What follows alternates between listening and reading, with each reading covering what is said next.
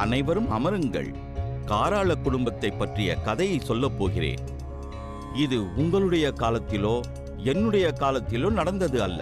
இந்த கதை சோழ மன்னர் காலத்தில் தென்னிந்தியாவில் நடந்தது.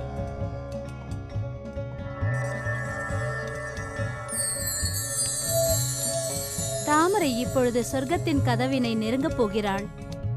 குழந்தை வரம் கேட்டு ஏங்கி தவிக்கும் பொன்னிவள நாட்டு அரசி தாமரை தான் எதிர்கொள்ளவிருக்கும் ஆபத்தினை பற்றி அறியவில்லை. இவர்கள் சந்திக்கும் நேரத்தில் என்னவெல்லாம் நடக்கப் போகிறதோ தெரியவில்லை. ஒரு சவாலான காலகட்டம் இது. அதோ அங்கே ஒரு அரசமர பொந்து தெரிகிறது பார்.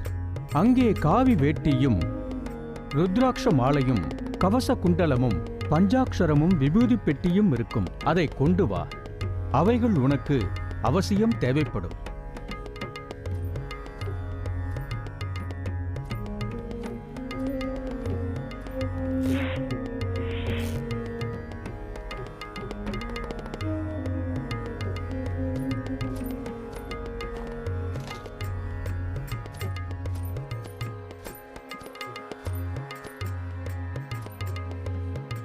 தாமரை, ருத்ராட்சத்தை கழுத்தில் அணிந்து கொள்.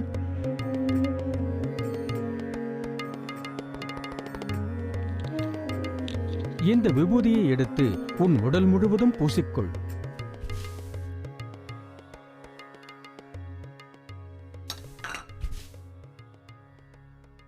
பரந்தாமா, அடுத்து நான் என்ன செய்ய வேண்டும்? தாமரை, நீ இப்போது இந்த தவசு கம்பத்தின் மீது ஏற வேண்டும்.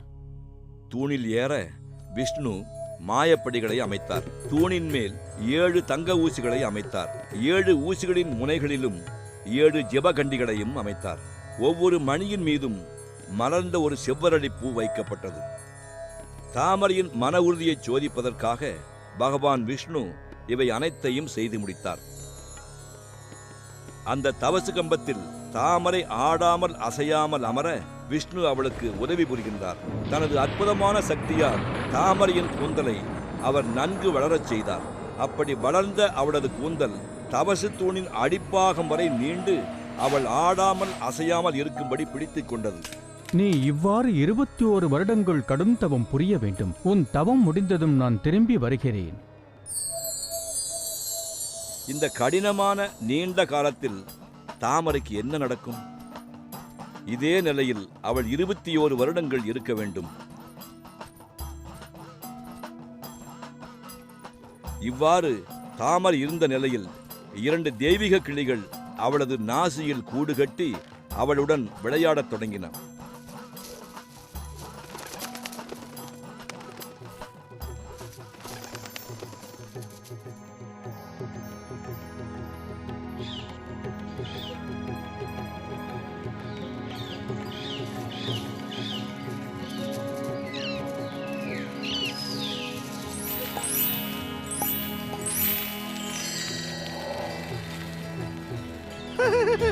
வா அன்பே, நான் இப்பொழுது உன்னை பிடிக்கப் போகிறேன். உன்னால் முடியாது, நான் தான் உன்னை பிடிப்பேன். நீயா என்னை பிடிப்பாய்? அதையும் பார்த்து விடுவோம்.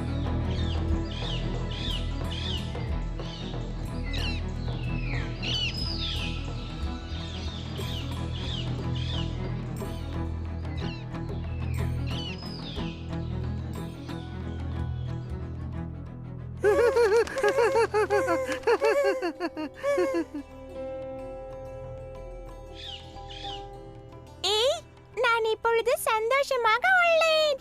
நானும் தான் அன்பே. ஆனால் நாம் வாழ்ந்து வந்த தாமரையின் 21 வருட தவம் முடிந்து விட்டது.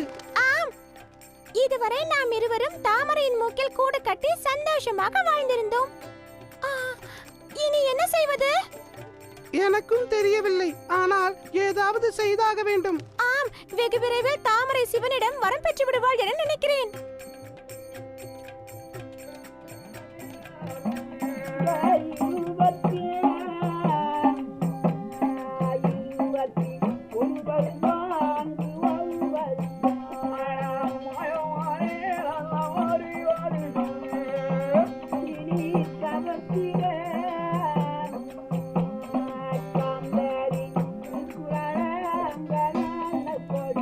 அங்கே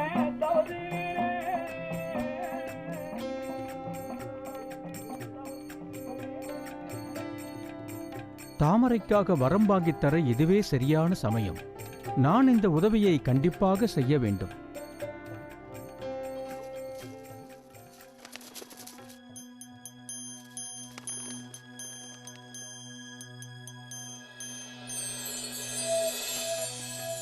ஓஹோ, கடவுள் விஷ்ணு இங்கே இருக்கிறார். நீங்கள் கடவுளின் தெய்வ சபைக்கு சொந்தமானவர்கள் அல்ல. நீங்கள் போய்விடுங்கள். விஷ்ணு அந்த கிளிகளிடம், நீங்கள் பூமிக்கு சென்று வேட்டுவ மன்னனின் தங்கை வீரத்தங்காளிடம் அடைக்கலம் பெறுங்கள் என்று கூறுகிறார். மீண்டும் ஒரு நாள் அவர்கள் தேவசபைக்கு அழைக்கப்படுவார்கள் என்றும் உறுதி கூறுகின்றார். அந்த கிளிகள் விஷ்ணு கூறியவுடன் உடனே பூமிக்கு புறப்பட்டு சென்று வேட்டுவ மன்னனின் அடர்த்தியான கரும்பச்சை காட்டிற்குள் செல்கின்றன. மகாவிஷ்ணு தாமரையின் உடல் மீது புனித நீரை தெளிக்கின்றார். சிறிது நேரத்துக்கு பிறகு தாமரை நீண்ட தியானத்திற்கு பிறகு கண் விழிக்கின்றாள். நான் எங்கே இருக்கிறேன்? எனது கணவர் எங்கே? மாயவா, என் 21 வருட கடும் தவம் அதற்குள் முடிந்து விட்டதா? இனி என்ன செய்ய வேண்டும்? நீ சிவனை வழிபட்டு கடும் தவம் செய்.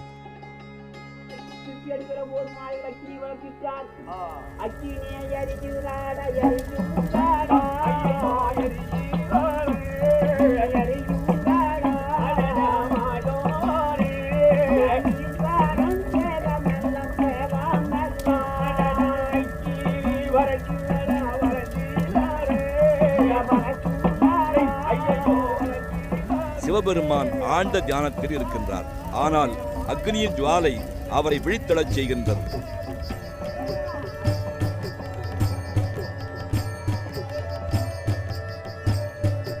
இதென்ன சித்திரபுத்திரா, இங்கு என்ன நடக்கிறது? யாரோ என்னை அக்னியால் எரிக்கிறார்கள்.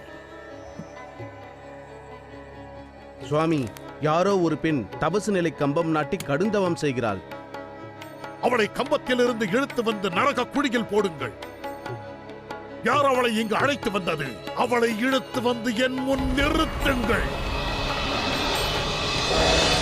இவை அனைத்தையும் கவனித்துக் கொண்டிருக்கும் மகாவிஷ்ணு இந்த நிலையில் தாமரைக்கு உதவ முடியவில்லையே என்று வருத்தமடைகிறார்.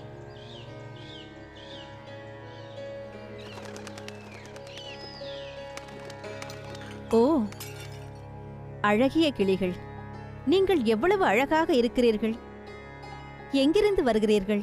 ஓ அன்பான தாயே, நாங்கள் இருவரும் தேவ சபையை சேர்ந்த கிளைகள். பொன்னிவள நாட்டை சேர்ந்த தாமரை கவுண்டச்சி 21 வருடங்கள் தெய்வ சபையில் தவம் இருந்தார்கள். அவர்களது மூக்கில் தான் நாங்கள் கூடு கட்டி வாழ்ந்திருந்தோம். ஓ, இது மிகவும் சுவாரஸ்யமாக இருக்கிறதே. அதன் பிறகு மாயவர் தாமரையை தியானத்தில் இருந்து எழுப்புவதற்காக அங்கே வந்தபோது எங்களை பார்த்தார். அவர்தான் பூமிக்கு சென்று உங்களிடம் உதவி கேட்க சொன்னார். அடைக்கலத்திற்காக உங்களிடம் நாங்கள் வந்துள்ளோம். சரி, நான் உங்களை வரவேற்கிறேன். நான் சொல்வதை கேளுங்கள். வீரபுரிக்கு அந்தப்புறம், மதுக்கார வனத்திற்கு இந்தப்புறம் வெள்ளியங்கிரி தடாகம் இருக்கிறது. அங்கே மிகப்பெரிய ஆலமரம் 1000 கிளைகளுடன் இருக்கிறது. அது மிகவும் அழகான இடம். நீங்கள் அங்கே வாழலாம். அங்கு வேறேதேனும் கிளிகள் வசிக்கின்றனவா? ஆமாம், அங்கே 1000 நாட்டுக்கிளிகள் மிகவும் சந்தோஷமாக கூடு கட்டிக்கொண்டு வாழ்ந்து கொண்டிருக்கின்றன. அங்கே 5000 நாகங்களை காவலுக்காக நான் விடப்போகிறேன். அது மட்டுமல்ல, 5000 வேங்கைகளும் உண்டு. அங்கே உங்களுக்கு யாராலும் தீங்கு செய்ய முடியாது. நன்றி தாயே, நாங்கள் சந்தோஷமாக செல்கிறோம். 2 தெய்வீக கிளிகளும் வேட்டுவ மன்னனின் அடர்ந்த காட்டில் சந்தோஷமாக வாழ்கின்றன. சிவபெருமானின் சாபம் பொன்னிவள நாட்டின் அரசனுக்கும் அரசிக்கும் 7 தலைமுறைக்கும் குழந்தைகளே இருக்கக்கூடாது என்பதே ஆகும். அதன் விளைவாகத்தான் அவளை 7 தலைமுறைக்கு மரணத்தின் வாயிலாக வதைக்கிறார். இதுதான் அவளுடைய 7வது தலைமுறை. சித்திரகுப்தா, என் தேகம் தீப்போல் எரிகிறது. அந்த பெண்ணின் தவத்திற்கு ஒரு முடிவு கட்ட வேண்டும். யமதூதர்களை அழைத்து வந்து அவள் தலையை வெட்டச் சொல். ஆகட்டும் சுவாமி, உங்கள் கட்டளையை இப்பொழுதே நிறைவேற்றுகிறேன். யமதூதர்களே, இங்கே வாருங்கள்.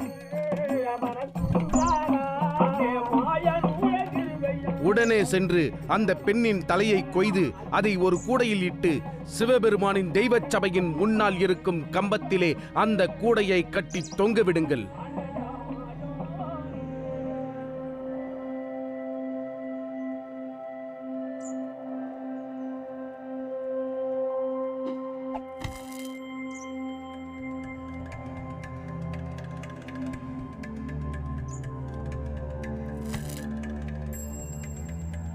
தாமரையின் நிலைமை மிகவும் மோசமாகிவிட்டது.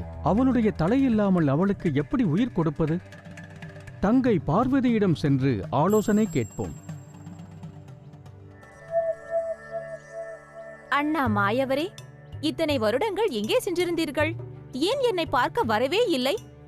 விஷ்ணு இப்பொழுது பார்வதியிடம் அனைத்தையும் எடுத்துரைக்கிறார். அவள் 9 காராள விவசாயிகளை பொன்னிவள நாட்டில் படைத்த பொழுது பெரிய விவசாயி சிவபெருமானால் சாபமிடப்பட்டார் என்றும் அதன் காரணமாக உன்னுடையானும் தாமரையும் புத்திர பாக்கியமின்றி பட்ட துன்பங்களையும் எடுத்துரைக்கிறார். தாமரை கற்புடைய பெண், ஆனால் அவளது வேண்டுதலை உன் கணவர் சிவன் கண்டுகொள்ளவே இல்லை. ஒரு நல்ல பெண் வேதனைப்படுவதை நினைத்து நானும் கவலை கொள்கிறேன் அண்ணா.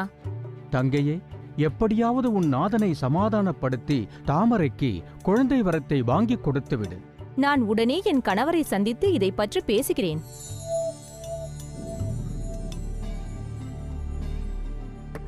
சுவாமி, எனது சகோதரருக்கு தங்களது உதவி தேவைப்படுகிறது. என்ன உதவிக்காக அவன் உன்னிடம் வந்தானா?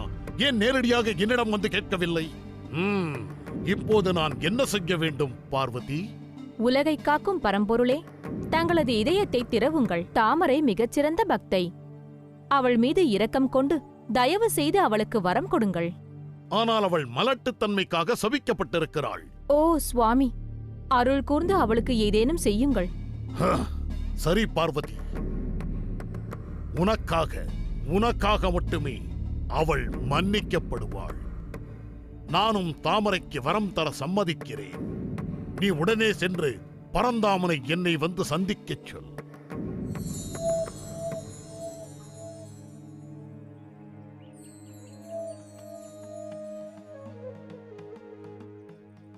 மைத்துனரே, உன் தங்கையிடம் சென்று என் மேலேயே குற்றம் சுமத்தி விட்டாயா? நீயும் மோசமாகத்தான் நடந்து கொண்டாய். தாமரை தங்களுடைய சிருஷ்டியில் பிறந்தவள்தானே. ஆனால் அளவில்லாத கொடுமைகளை அவளுக்கு தாங்கள் திருமணம் முதலே தந்து கொண்டிருக்கிறீர்கள். நான் தியானம் செய்து கொண்டிருக்கும் பொழுது உன்னுடைய அக்னி என் தியானத்தை கலைக்கிறது. இதை ஏற்றுக்கொள்ள முடியாது. நீங்கள் தாமரையை 7 முறை கொன்றிருக்கிறீர்கள். எனது அக்னி நெருப்பு அந்த ஏழைப்பெண் படும் துயரத்தை உங்களுக்கு உணர்த்துவதாக இருந்தது. சரி, அவளது தலையை நீ தூணிலிருந்து எடுத்துக்கொள். விஷ்ணு தாமரைக்கு மீண்டும் உயிரளிக்கிறார். விரைவிலேயே தாமரையும் விழித்தெழுகிறாள். பரந்தாமா, எங்கே எனது வரம்? நான் எப்போது குழந்தை வரம் பெறப்போகிறேன்? தாமரை, நாம் இருவரும் சென்று இப்போது சிவன் முன்னால் நிற்போம். உனக்கு என்ன வரம் வேண்டுமென்பதை நீ அவரிடமே கேட்டுக்கொள்.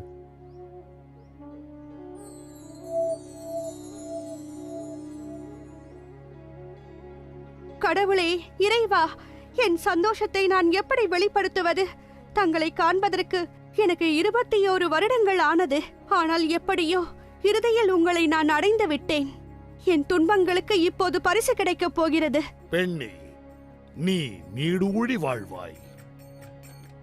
அகிலாண்டேஸ்வரா, அகில உலகத்தையும் ஆள்பவரே, அம்மா பார்வதி தேவி, கருணை கடலே, உன்னுடைய ஆசீர்வாதம் எனக்கு எப்போதுமே வேண்டும்.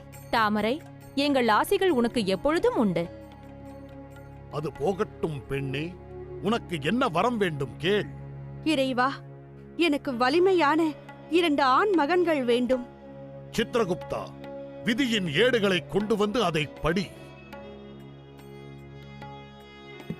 சுவாமி, பஞ்ச பாண்டவர்களில் 5 தர்மருடைய 2 இளைய சகோதரர்கள் பீமன், அர்ஜுனன் ஆகிய இருவரும் 12 யானைகளின் பலம் கொண்டவர்கள். நல்லது. சென்று பீமன் அர்ஜுனனின் உயிரை கொண்டு வா.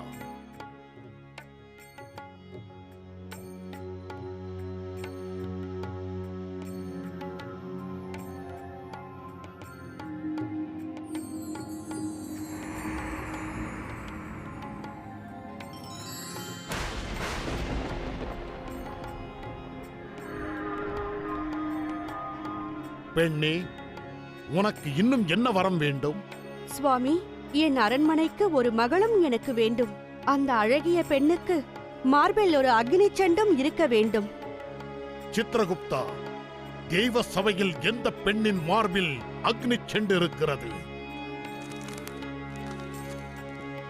சுவாமி, நமது தெய்வ சபையில் தெய்வ கன்னிகள் 7 பேரில் இளைய கன்னி ஒருத்திக்கு மட்டும்தான் மார்பில் அக்னி செண்டு இருக்கின்றது. அருமை. அந்த 7வது கன்னியை கொண்டு வா.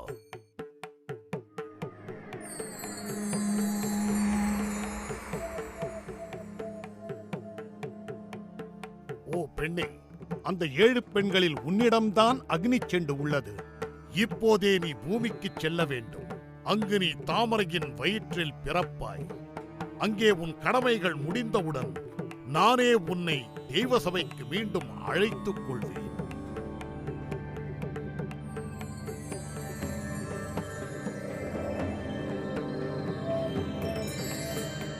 சித்திரகுப்தா, இவர்கள் 3 பேருக்கும் நீ நீண்ட ஆயுளை அளிப்பாய். இவர்கள் 120 வருடங்கள் பூமியில் கடமையை செய்வார்கள். என்ன? சிவனே, மைத்துனரே, இவர்களுக்கு ஆயுள் எத்தனை வருடங்கள் என்று சித்திரகுப்தனிடம் எழுத சொன்னீர்கள்? நீ கவனிக்கவில்லையா? 120 வருடங்கள் என்று சொன்னேன். மைத்துனரே, அவ்வளவு நாட்கள் அவர்கள் பூலோகத்தில் இருந்தால் பூமாதேவி பொறுக்க மாட்டாள். ஆகையால் அதை குறைத்து வயது 16, வாலிபம் 90க்கு எழுதிவிடுங்கள்.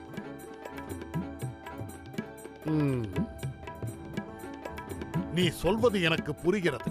நான் அப்படியே செய்து விடுகிறேன். சரி பெண்ணே, உனக்கு இன்னும் என்ன வேண்டும்? சுவாமி, என் நாட்டில் ஒரு காராம் பறைச்சி இருக்கிறாள். அந்த பெண்ணிற்கு ஒரு ஆண் குழந்தை வாரிசாக வேண்டும். அந்த ஆண் குழந்தைக்கு 16 யானைகளின் பலம் இருக்க வேண்டும். சித்திரகுப்தா, 16 யானைகளின் பலம் யாரிடம் இருக்கிறது? சுவாமி, மகாபாரதத்தில் துரோணாச்சாரியின் மகன் அஸ்வத்தாமனிடம் 16 யானைகளின் பலம் இருக்கிறது. சரி, அந்த உயிரை இங்கே கொண்டு வா.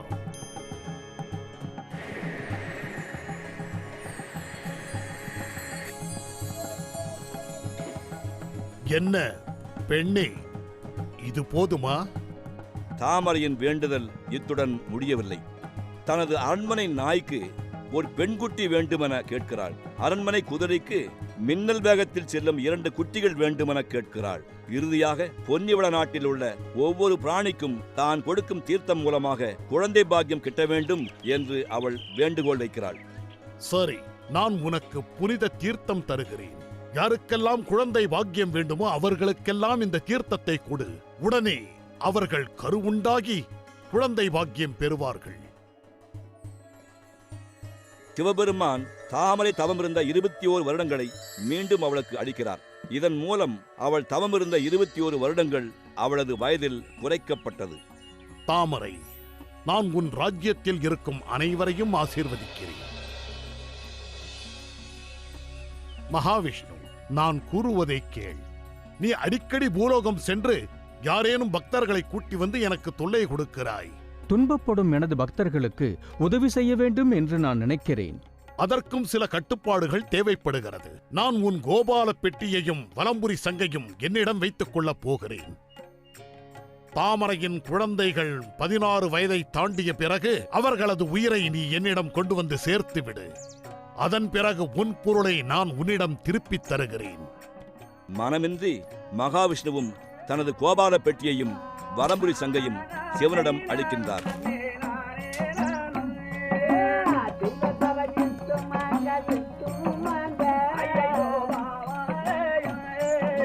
தாமரை மீண்டும் பூமிக்கு திரும்பிச் செல்ல மகாவிஷ்ணு வழிகாட்டுகிறார். சுவாமி, நாதா, என்னுடன் பேசுங்கள். மாயவனை என் நாதனால் என்னுடன் பேச முடியவில்லை. தயவு செய்து அவரை எனக்கு திருப்பி தாருங்கள்.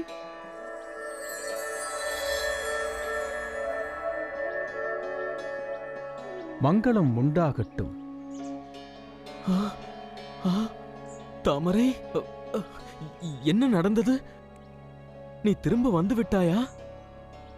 தாமரை, நீ உண்மையிலேயே காசி பொன்னம்பலத்தில் 21 வருடங்களை கழித்து விட்டாயா? ஆம் நாதா, நான் 21 வருடங்கள் கடன் தவம் புரிந்ததில் இறைவன் சிவன் என் தவத்தை மெச்சி வரமளித்து விட்டார். அவர் அளித்த வரம் இப்போது என் கருவில் இருக்கிறது. நம் குழந்தைகள் பிறக்கும் வரை நாம் காத்திருக்க வேண்டும். தாமரை, உன் கணவனை அழைத்துச் செல். இருவரும் நெருப்பாற்றை கடக்க வேண்டும். அங்கு உங்களை சந்திக்கிறேன்.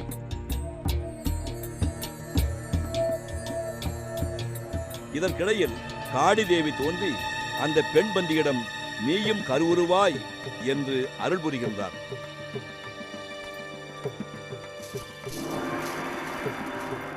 ஓ பெண்ணே, தாமரை உன்னைத்தான். எனக்காக வரம் வாங்கி வந்தாயா? ஆம், உனக்காக நான் ஒன்று கொண்டு வந்திருக்கிறேன். இதோ இந்த தீர்த்தத்தை நீ அருந்து இதன் பலனால் நீ உடனடியாக கர்ப்பம் அடைவாய்.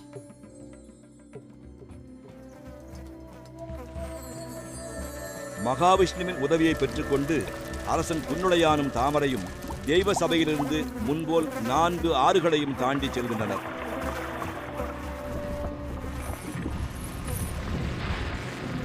பாதுகாப்புடன் மறுபுறம் சென்றவுடன் கடைசியாக மகாவிஷ்ணுவிடம் ஆசி பெறுகின்றனர். பிறகு அவர்கள் தங்களது சொந்த மண்ணான பொன்னிவளாவிற்கு செல்கின்றனர்.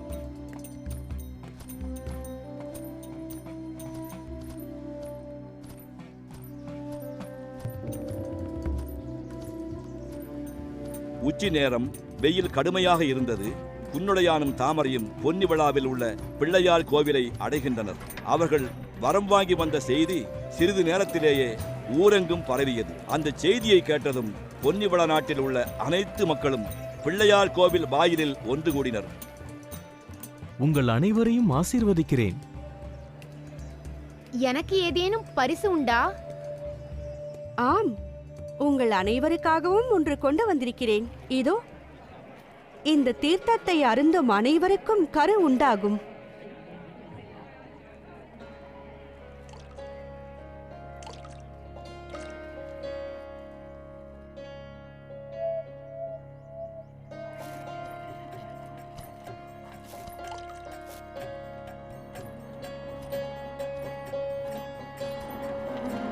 ஓ காஞ்சிநாதா, பரந்தாமா, இந்த 5000 கருவண்டுகளையும் குழவிகளையும் திரும்ப அழைத்துக் கொண்டு எங்கள் அரண்மனையை எங்களுக்கு தாருங்கள்.